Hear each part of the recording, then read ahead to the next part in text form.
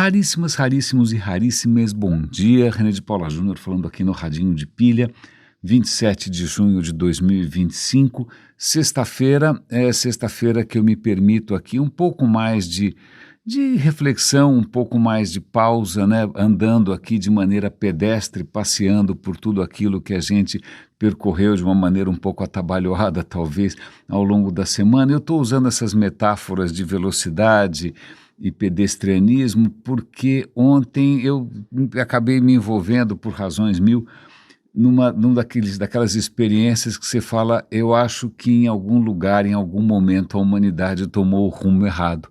Né? Eu tive que me deslocar mais do que eu gostaria pela cidade, algo que eu tenho tentado evitar. De uns tempos para cá eu ando bastante sensível a algumas questões, por exemplo, o trânsito, né? Por exemplo, o caos, né? do tráfego paulistano. Então eu tenho tentado evitar ao máximo. Eu sei que isso é um luxo, até maldade falar de uma coisa dessas quando muita gente não tem escolha, tem que enfrentar todos os tipos de perrengue possíveis e imagináveis para ir voltar para casa, não é? Mas eu tenho tentado evitar isso ao máximo, mas ontem não teve jeito.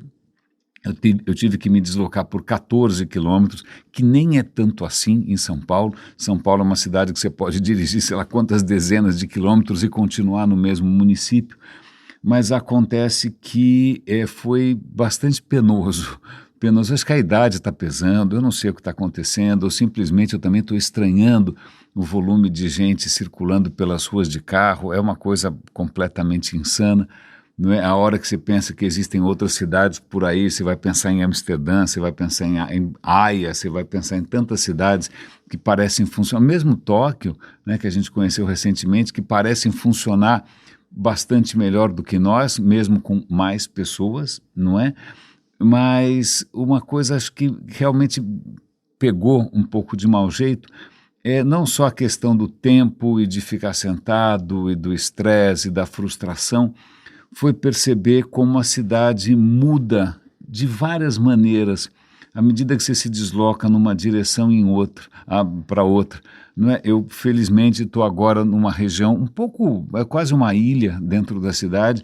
Não é um bairro aspiracional, não é assim não é um bairro chiquérrimo em que jogadores de futebol e influencers ou Faria Limers queiram morar, pelo contrário, é um bairro que tem muitos velhinhos, mas é um bairro bastante arborizado, um bairro bastante plano, um bairro bastante pedestre, um bairro bastante silencioso, né? Então, quando você sai daqui e volta para, de repente, circular pelo Itaim, circular por Pinheiros, que são regiões que estão ficando infernais, realmente o contraste é muito grande, né? E falando em contraste, eu estou pensando nisso tudo não só porque eu ainda estou tentando me recuperar do perrengue que foi perder, sei lá, 1h30 ou 2, né, num trânsito infernal ontem, mas porque eu acabo de ver uma reportagem, um vídeo, né, sobre uma cidade que eu tive o privilégio de conhecer em circunstâncias um pouco estranhas, né? Eu estava ali num projeto, que era um projeto que na verdade, eu não gosto de assinar muito embaixo, né? Mas que me deu a chance de conhecer uma cidade extraordinária. Eu me lembro quando eu contei para o meu pai, né? Olha, estou indo para Medellín a trabalho. Ele falou, pelo amor de Deus, toma cuidado, imagina, é a terra do Pablo Escobar. Bom, na verdade foi, né? Não é mais. É uma cidade hoje que deveria e que deve e que é e serve de inspiração para muitas cidades por aí, inclusive a nossa. Eu acho que eu fui 2 ou 3 vezes para Medellín, eu não me lembro muito bem, né? Tive a chance de trabalhar com gente extraordinária, conheci pessoas maravilhosas em várias disciplinas, da área médica, da área empresarial, da área acadêmica, genial, né? Dos servidores públicos. E eu acho que eu cheguei lá, em princípio, com um time de consultores exponenciais, o que é uma absoluta falácia, uma absoluta tolice, né? E a primeira coisa que eu fiz, quando eu tive chance de, né, conversar com eles, eu falei, olha, eu não sou aqui o gringo branco que veio ensinar para os moreninhos como é que eles devem funcionar. Eu estou aqui para aprender com vocês, porque eu venho de uma cidade que deveria se inspirar em tudo que vocês estão fazendo. Eu quero aprender como é que vocês conseguiram, né, vencer tantos dilemas que tornam praticamente impossível que algumas cidades se tornem mais humanas. Como é que vocês conseguiram?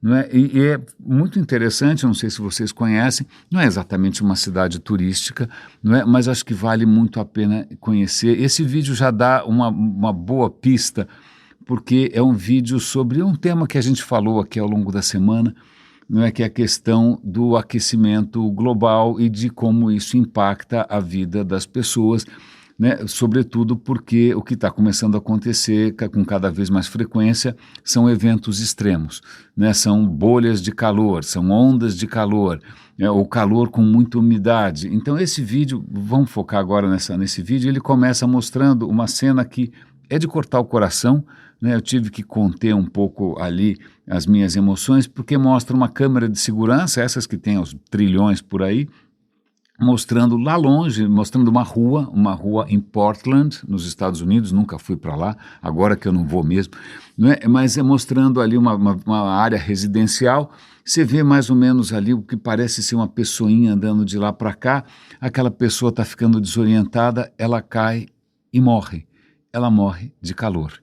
Porque Portland é uma cidade, naquele momento a temperatura estava muito acima dos 40 graus, a pessoa simplesmente entrou em choque, ela tinha ido a pé comprar um McDonald's, estava voltando, né, na sacolinha tinha ali uma bebida gelada e tal, mas a pessoa perdeu os sentidos, caiu no chão e morreu de calor. Né? Aliás, eles até comentam uma outra cidade americana, acho que é Phoenix, em 2023, 2 pessoas por dia morreram de calor. Né? Fênix, a temperatura está chegando, é uma coisa estratosférica. Né? Em algumas regiões está 48 graus, 49 graus. A gente não é capaz de lidar com isso, a não ser com ar-condicionado, com alguma medida extrema.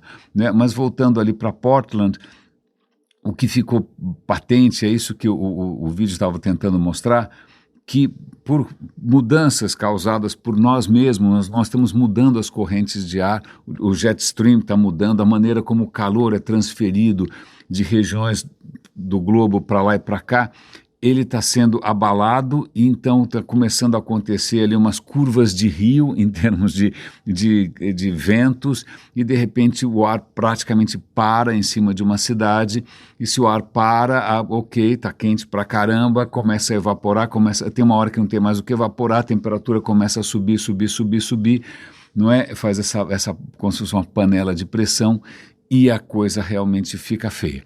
E é isso que está começando a acontecer de uma maneira muito preocupante. O vídeo mostra o quanto isso vai afetar inúmeras cidades por aí, não é? Mas o que ela demonstra é que esse não é um problema, é um problema que vai afetar a todos, mas não do mesmo jeito, porque nesse sentido a desigualdade pode tornar as coisas muito piores.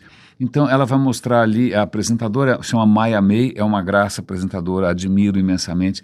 Ela vai conversar com um pesquisador que ele tem literalmente circulado por cidades do mundo todo para ver como que a temperatura varia de acordo com o bairro em que você está. Por quê? Porque regiões mais bacanas, elas normalmente são mais arborizadas. Podem ser mais arborizadas. Regiões mais desfavorecidas muitas vezes não são. Muitas vezes é asfalto, é cimento, é tijolo, não é? E isso provoca uma diferença de calor brutal. Então ele criou um aparelhinho, ele coloca na janela do carro ali um sensor e ele começa a circular pelas cidades para ver como a temperatura oscila de acordo com a região, com o bairro em que você está transitando. A diferença é gritante. Você pode ter diferença de 10 graus de temperatura entre uma região e outra. Então você pode estar fresquinho, sei lá onde, aqui em Higienópolis, e de repente você pode estar assando ou superaquecendo se você estiver onde eu passei por ali, na Radial Leste, ou seja, onde for, né, que, imagina, se só vê asfalto, construção, né, na mesma cidade você pode ter diferenças gritantes de temperatura e isso implica questões de saúde. Aquele vídeo que aparece logo no começo da pessoa perdendo a consciência, caindo no chão, é só um exemplo dramático do que está acontecendo e vai acontecer cada vez mais por aí, não é? E Por que Medellín? Porque Medellín vai entrar, você sai de Portland, Phoenix, essas cidades tórridas no Arizona, Las Vegas, sei lá onde mais, né? Você vai, Las Vegas é em Nevada, ele fala, olha, vamos agora para uma cidade que, em princípio, está conseguindo lidar com isso melhor. E eles embarcam e vão para Medellín. O que o Medellín tem feito é investir no verde, criar corredores verdes, né? Não só nas áreas mais favorecidas, mas também nas comunidades. Medellín é uma cidade bastante montanhosa e mais ou menos como o Rio de Janeiro, né? Nas partes mais altas você tem comunidades que as pessoas querem morar perto do trabalho, né? E aí constroem ali algum tipo de favela, né? Essas favelas antes eram, nossa, o terreno fértil para criminalidade, né? Eles construíram, eu não sei se vocês já viram alguma coisa de Medellín. Então conto eu, vai, tá bom. É muito interessante porque eu fiz um tour a pé, né, por Medellín, a pé e também um pouco de metrô, com uma médica. Ela falou, olha, eu vou te levar aqui para conhecer um pouco a cidade. E ela queria, olha, aqui está aqui a universidade, está aqui não sei o que lá, tudo muito bonito, tudo muito verde. E nós fomos até um teleférico, um funicular, sei lá como é que chama isso, é um teleférico que sai da região mais baixa e mais favorecida de Medellín e ele sobe em direção à favela.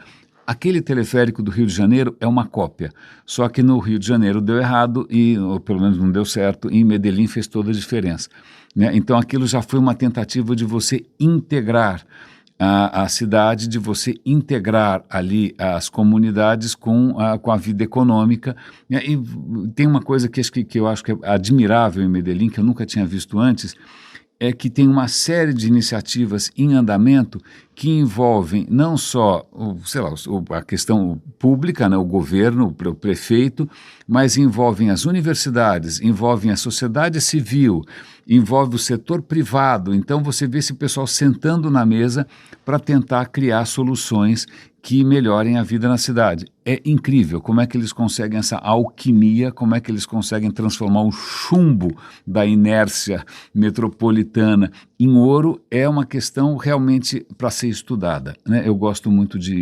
esse é um exemplo que realmente deveria ser replicado por aí. Essa conversa entre vários setores da sociedade colaborando para criar uma cidade mais justa. É por isso que eu falei para todos, falei, cara, desculpa, eu só tenho a aprender aqui. Não é porque vocês chamaram uma consultoria que nem sei quanto é que deve custar a consultoria, porque eu ganhava pouco de qualquer maneira, consultores internacionais especializados em tecnologia exponencial, balela, né? O que Medellín estava fazendo era muito mais legal do que qualquer coisa envolvendo blockchain, ou seja o que for. Não é? Então, para mim, o que eu fui fazer lá, na verdade, nem conta, mas o que eu vi lá realmente é muito, muito, muito inspirador. E eu me lembro desse passeio com essa médica, ela falou uma coisa que, para dar um pouco, né, de peso para essa questão dessa mudança, né, realmente uma mudança da água para o vinho. Ela falou, olha, os médicos aqui em Medellín, eles são os maiores especialistas do mundo em transplante de órgãos. Falei, por quê? Não, porque o narcotráfico aqui, quando ele matava, né, você tinha essas guerras de gangue e normalmente eram tiros na cabeça. Então, se é um tiro na cabeça de um jovem, significa que o resto do corpo está saudável e eu posso usar para transplante. Eu falei, uau! E ela falou, não, só a gente também é líder mundial em medicina de guerra, porque a cidade tinha atentados à bomba, tinha gente morrendo por metralhadora. Aí você olha em volta aquela cidade agradável, pacífica, bonita, né, em que você consegue andar com relativa segurança, em que você de repente está numa estação do metrô que é linda, que tem uma brinquedoteca, que tem uma biblioteca infantil. Você fala, cara, como é que vocês conseguiram sair de uma cidade dominada, né, com metástases do narcotráfico por todo lado? Como é que vocês conseguiram isso? Ela foi contando, são inúmeras histórias, né, histórias que envolvem desde campanhas de desarmamento, que envolvem, de repente, ela me mostrou, acho que uma sinfônica ali, que foi uma iniciativa de um personagem, já não me lembro mais os nomes, mas o cara ele resolveu levar instrumentos musicais para a comunidade, para crianças carentes, e agora você tem ali uma orquestra justamente de grandes músicos que surgiram na comunidade.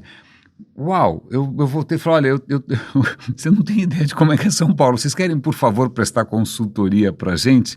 Né? Vocês querem, por favor, nos ajudar a sair desses impasses? E por ironia agora, começou uma broca misteriosa aqui na construção ao lado, simplesmente para pontuar o inferno em que a gente vive. Mas eu fui para lá em duas ocasiões, uma delas era a cidade estava interessada em que consultores internacionais, dos quais eu fazia parte, vergonhosamente, que fizesse um projeto de saúde pública e, na segunda ocasião, um projeto de melhoria da qualidade do ar. Não é? Como os meus colegas eram todos especialistas em tecnologias exponenciais, as propostas envolviam drones, plantas geneticamente modificadas, blockchain, plataformas de self-learning. Nossa, era tanto delírio. E eu lembro que, com relação à saúde pública, a proposta que eu criei venceu. Eu fico muito feliz. Até vou dar um link para vocês, para a apresentação que eu fiz. Vocês vão me perdoar ali o meu portunhol meio safado. Mas era um projeto que, aliás, eu espero que alguém consiga replicar isso em algum lugar. Era um projeto de como melhorar a saúde da população mais carente, não através de, sei lá o quê, engenharia genética, ou fala qualquer coisa aí. Não, na verdade, ajudando as pessoas a cuidarem umas das outras, né? Porque eu percebi ali, e eu vou entregar aqui qual foi o ingrediente secreto, que não tem nada de secreto na minha proposta, foi simplesmente reconhecer que culturas são diferentes.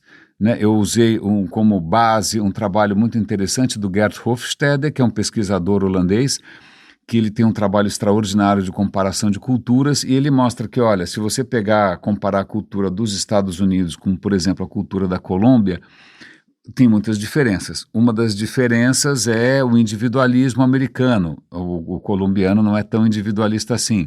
Outra diferença é a questão da hierarquia. Aí eu fui mostrando as diferenças culturais e mostrei que, veja, não adianta vir com alguma solução que funcionaria talvez em Phoenix, no Arizona, mas na hora que você tenta importar esse pensamento americano, ele morre na praia.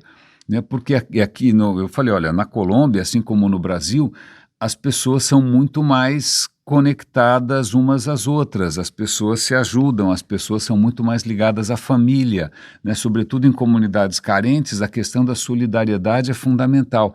Então, como é que eu alavanco essa característica da sociedade colombiana, que é a solidariedade, para tentar criar uma plataforma não onde cada um cuida de si, da sua alma eterna e imortal, não, mas como cada um cuida uns dos outros.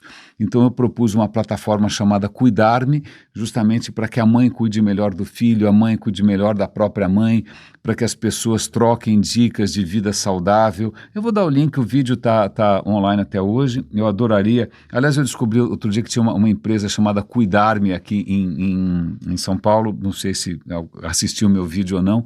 Né? A minha segunda ida a Medellín foi com esse projeto de melhoria do ar, e as propostas eram simplesmente delirantes, envolviam ventiladores para soprar a poluição para longe. Ups, uma breve interrupção aqui, mil perdões, tocou o interfone, mas algumas das soluções eram completamente mirabolantes e tal, e eu também fiz ali uma proposta que tinha participação popular, que tinha participação da comunidade acadêmica, tinha que ter a participação, tinha todo um... Bom, em suma, essa não deu muito certo, infelizmente eu não venci, eles preferiram eleger uma startup que, na verdade, promovia a entrega de coisas por motocicletas, eu não entendi. Bom, é uma longa história, tanto faz. Mas o que é mais importante aqui, eu vou dar o link para as duas, justamente, tem várias coisas aqui que de repente podem ser inspiradoras. Em primeiro lugar, a gente aprender a reconhecer a cultura em jogo. Né? De repente, uma solução que funciona na Holanda, ou que funciona no Japão, não vai funcionar na China e não vai funcionar no Brasil. A gente tem que alavancar o que cada cultura tem a oferecer e como ela funciona naturalmente.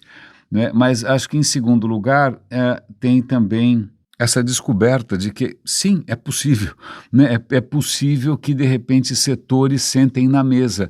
É possível, sim, que você crie soluções que não são caríssimas, que não são altamente tecnológicas e que têm um efeito notório. Então, voltando para o vídeo ali da PBS, da Mayamei, eles vão para Medellín, eles colocam os sensores nos carros e eles vão passar por vizinhanças diferentes e vão ver que onde tem corredor verde, a temperatura cai brutalmente, né? Mesmo em comunidades que de repente não teriam espaço para você fazer jardins, ou seja, né, um parque, a prefeitura está deliberadamente, ativamente explorando cada territóriozinho livre ali nas comunidades para criar hortas, para criar parques, para plantar árvores, e imediatamente isso impacta na hora na qualidade de vida de quem está morando em volta.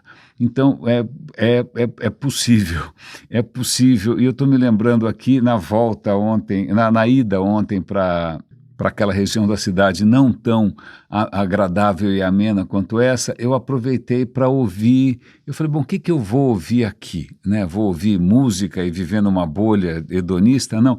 Eu falei, quer saber? Eu acho que é a hora de ouvir um audiolivro. Eu estou sempre nessa história de ouvir podcasts e tal, e eu preciso ler mais, eu preciso consumir mais obras. Né? E aí eu escolhi um audiolivro de ficção, não ficção científica, ficção, literatura. Né? E eu escolhi um autor que eu adoro, que eu recomendo fortemente, um autor americano chamado Kurt Vonnegut. Como é que chama? Eu não sei como é que está o título em português, chama Timequakes, como se fossem terremotos de tempo.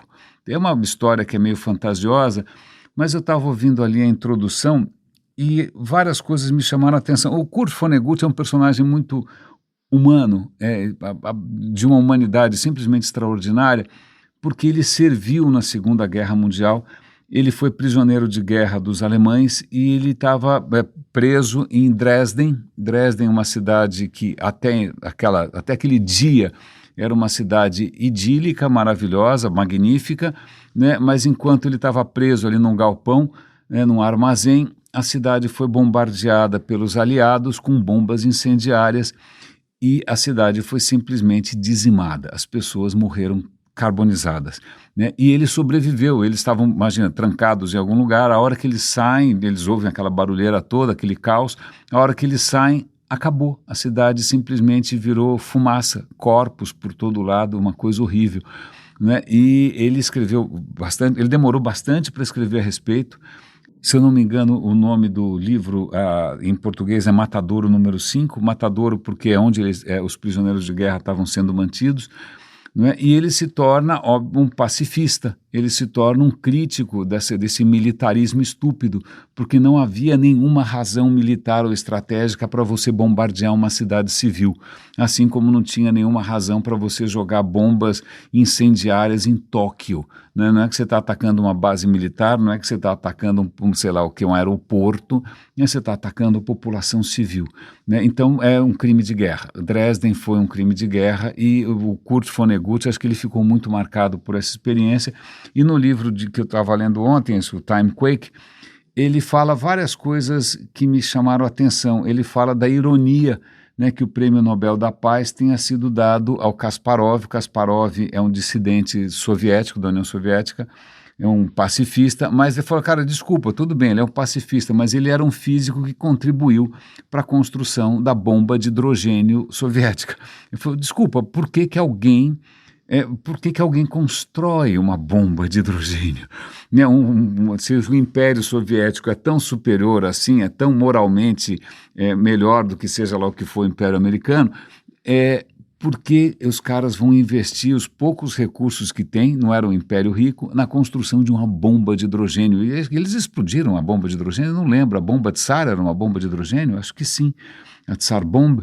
Mas, e aí ele faz uma longa reflexão sobre esse delírio militarista, porque que a espécie, aliás, ele usou uma expressão que eu achei muito interessante, ele chamou as guerras mundiais como as duas tentativas frustradas de suicídio da humanidade. A humanidade tentou se suicidar 2 vezes e não conseguiu. Uma hora consegue, né, porque a gente continua investindo nisso, e eu vou conectar isso com um vídeo que mostra, um vídeo da BBC, mostrando um silo de lançamento de um míssil Titã. Um míssil Titã é um míssil intercontinental americano que carrega carrega uma ogiva de 9 megatons. 9 megatons é quanto? Vamos supor, a bomba de Hiroshima era 10 quilotons, 10 mil. Esse daí é 9 milhões. Então você percebe que é uma ogiva um pouco mais devastadora, certo?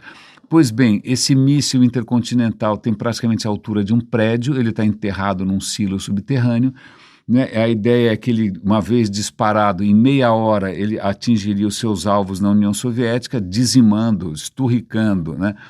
Vaporizando sei lá quantos milhões de pessoas, e a questão é que não é um míssil, não é só um silo desses, são 50.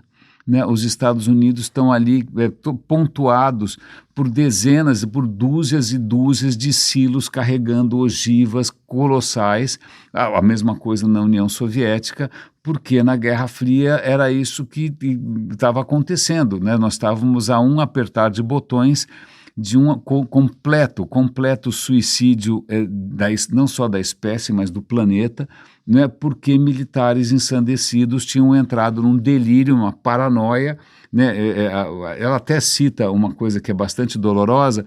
O presidente Eisenhower americano percebeu que os militares eles estavam exagerando a ameaça soviética para ter orçamento para construir brinquedinhos novos, brinquedinhos que só produzem morte, certo? A mesma coisa do lado soviético, os caras ficam ali inventando ameaças inexistentes, provavelmente a mesma coisa está acontecendo no Oriente Médio com Israel e Irã, né? Todo mundo usando o bicho-papão, né, para aumentar o orçamento militar e você criar essas ferramentas que para a sociedade civil, para mim, para você nem vai perceber o que aconteceu, né?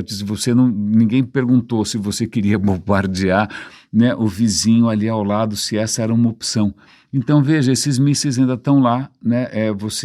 A gente esquece o delírio que foi a Guerra Fria, né? E eu fico feliz de ter escolhido uma obra de ficção para ler, porque muitas vezes um escritor ele tem uma sensibilidade tão extraordinária que muitas vezes ele precede a própria ciência ou precede a própria, o próprio pensamento político. Tem coisas ali que ele percebe pela intuição, pelo sentimento, que a gente demora muito para reconhecer que, veja bem, demoramos para entender o recado. E num certo ponto ali, o Kurt Vonnegut está contando sobre a sua própria vida, e ele lembra que, puxa, que bacana, né? Num certo momento da minha carreira, eu tinha uma carreira, não sei se ele era publicitário, eu não lembro bem, eu percebi que eu podia viver de escrever, eu gostava de escrever, eu escrevia que nem um louco, né? E era uma época em que havia um mercado gigante para pequenas histórias, para contos, para crônicas. Por quê? Porque havia revistas, e havia revistas porque os anunciantes descobriram que era uma excelente maneira de você chegar às pessoas. Então você podia comprar uma revista baratinha, porque ela tinha anúncios, e as revistas precisavam de conteúdo, então elas compravam histórias de escritores que acabaram virando famosos. Você fala aí Ray Bradbury, você vai falar do Kurt Vonnegut, você vai falar do Isaac Asimov, né? Quantos escritores americanos despontaram justamente nesse momento. E ele aponta que vem uma bomba atômica, né? Uma bomba explodir na cabeça de todo mundo, a vida dele muda, quando a televisão começa a chamar a atenção dos anunciantes. Quando mais pessoas têm televisores, os anunciantes percebem, peraí, revista, esquece revista, vamos colocar o nosso dinheiro na televisão, porque assim a gente consegue anunciar mais e vender mais. O que acontece? O mercado editorial das revistas entra em declínio e esses escritores vão ter que descobrir outras maneiras de sobreviver, né? Porque esse mercado simplesmente desapareceu. E isso me fez pensar num artigo que eu li agora de manhã, eu vou compartilhar com vocês, é um artigo sobre a Pas-de-Cal, né? A bomba de hidrogênio, sobre a indústria editorial representada, limpando a garganta aqui, representada pela inteligência artificial. Por várias razões. Em primeiro lugar, porque você tem hoje, se você fizer uma busca no Google, o Google que está desesperado, né, para sair da posição de lanterninha, inteligência artificial, de uma hora para outra o Google ficou uma empresa ultrapassada, uma empresa anacrônica, uma empresa que perdeu o bonde da história, então estão desesperados ali para incorporar a inteligência artificial na oferta. Então o produto mais notório do Google, que é a busca, agora faz resuminhos, né? Você pergunta alguma coisa, ele vai, ao invés de dar um link para o site, ele vai fazer um resuminho. Que bacana, que útil. A única questão é, se ele fez um resuminho, você não vai clicar no site. Se você não clicou no site, esse site não vai ter tráfego. Se esse site não vai ter tráfego, ele não vai vender o que ele vende, ou os anúncios naquele site não vão pagar as contas. Então, quem depende hoje do tráfego do Google, né, que dependia do tráfego do Google para ter, sei lá, receita, a receita está caindo exponencialmente. Vamos usar a palavra exponencialmente de novo aqui, né? Está caindo o tráfego e tudo indica que, se continuar nessa linha de você fazer uma pergunta para a inteligência artificial e não mais fazer uma busca, o que acontece é que o tráfego vai cair ao ponto do negócio ficar inviável. Então, jornais vão ficar inviáveis, né? Livros vão ficar inviáveis, porque você não precisa ler o livro, você pede para o ChatGPT resumir, certo? Certo? Certo? Certo? Então, primeiro, a fonte de receita dos caras vai a zero. Em segundo lugar, o que acontece também é que essas empresas de inteligência artificial, elas estão se alimentando, elas estão se treinando, elas estão se educando com o conteúdo alheio sem dar nada em retribuição. Aliás, hoje tem uma notícia no jornal, vou dar o link para vocês. Vários autores processaram o Facebook porque a inteligência artificial do Facebook teria usado o conteúdo deles sem pedir nenhum tipo de licença, sem dar nenhum tipo de compensação. Infelizmente, o Facebook venceu essa ação, não porque não tivesse mérito, mas porque a ação foi mal colocada, né? Os advogados não souberam colocar a sua própria queixa. O juiz admitiu que, na verdade, o problema existe. Então, isso pode ser o começo. De repente, essas empresas vão ser cada vez mais processadas, porque muitas vezes... Ontem eu contei aqui dessa coisa criminosa que foi a Anthropic, né, para treinar o Claude. O Claude é um concorrente do ChatGPT. Eles resolveram escanear livros. Para escanear livros, eles desmantelaram os livros, eles destruíram milhões de livros. Né? Isso já é uma metáfora, né? Veja só, não é uma metáfora, já é um presságio, já é um sinal, né, do que vai acontecer com a indústria editorial. E aí o que vai começar a acontecer, que aí é uma espiral completamente insana, é que cada vez mais, quando você procurar por um conteúdo, esse conteúdo não foi feito por um humano, não foi feito por uma empresa, não foi feito por um autor, foi feita por um robô, né? Um robô que se baseou no conteúdo humano que ele achou na internet. Então, à medida que tem mais robôs criando conteúdo robótico, né, daqui a pouco os próprios robôs não vão ter conteúdo original para consumir. Então, o que vai acontecer vai ser uma perda crescente da qualidade, não só do conteúdo, mas da própria inteligência dos robôs, porque eles vão estar reciclando o reciclado, vai virar patê de salsicha. Não é? Mas eu fiquei bastante entristecido porque eu me lembrei justamente do testemunho do Kurt Vonnegut, que é hoje um autor consagradíssimo, que eu super recomendo para todos vocês. Vou dar o link para os livros dele na Amazon ou em qualquer outro lugar. Não é? Esse cara só chegou até nós, ele só conseguiu criar impacto porque ele pôde viver do seu trabalho, né? Porque isso era viável economicamente, ele pôde sustentar a família dele, ele pôde colocar os filhos na escola. Né? Isso, na verdade, está em xeque por conta desses caras, meia dúzia de malucos ou meia dúzia de empresas que soltam essas ferramentas por aí sem se preocupar nem por 2 segundos o impacto que isso tem. Né? É como se estivessem colocando bombas nucleares à torta e à direito na mão de todo mundo. E como isso vai ser usado? Olha, eu só fiz a ferramenta como cada um, né? Quem apertou o gatilho não fui eu. Né? Então, essas coisas me deixam feliz por ter escolhido ontem um trabalho literário, um trabalho escrito por alguém que viveu uma vida rica, né, que sobreviveu a coisas insanas, sobreviveu a uma guerra, sobreviveu a um bombardeio, né, e que consegue nos lembrar aquilo que nos torna mais humanos. E, sobretudo, também a facilidade com a qual nós nos desumanizamos. Nós desumanizamos as nossas cidades, nós desumanizamos a nossa vida. Né? Nós estamos vivendo cada vez mais num mundo completamente imaginário, completamente virtual, né? Um mundo manipulado para se tornar absolutamente irresistível, e nós estamos descuidando daquilo que é tão básico, né? Haja vista aqui o caminho de Medellín. Medellín chamou os consultores exponenciais da Singularity University, não leio meus pensamentos agora, não é? Mas, na verdade, você vê que a solução que eles escolheram não envolve impressão 3D, não envolve engenharia genética, não envolve, sei lá o que, blockchain, não envolve criptomoedas, envolve árvores, envolve pessoas, envolve comunidades, né? Envolve qualidade de vida, envolve simplesmente mais dignidade que a gente consegue quando traz todo mundo para conversar na mesa, algo que parece cada vez mais difícil, né? Eu não sei porque a gente está cada vez mais feliz com a própria polarização, feliz com com o próprio isolamento, né? E aí está aí Medellín, que sirva Medellín de inspiração para todos nós.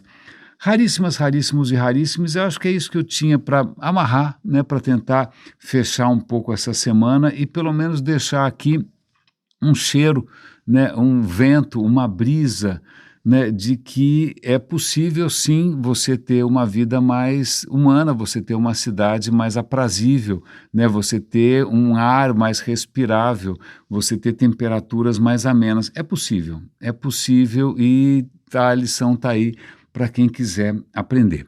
Cuidem-se, por favor, um grande abraço e até segunda-feira.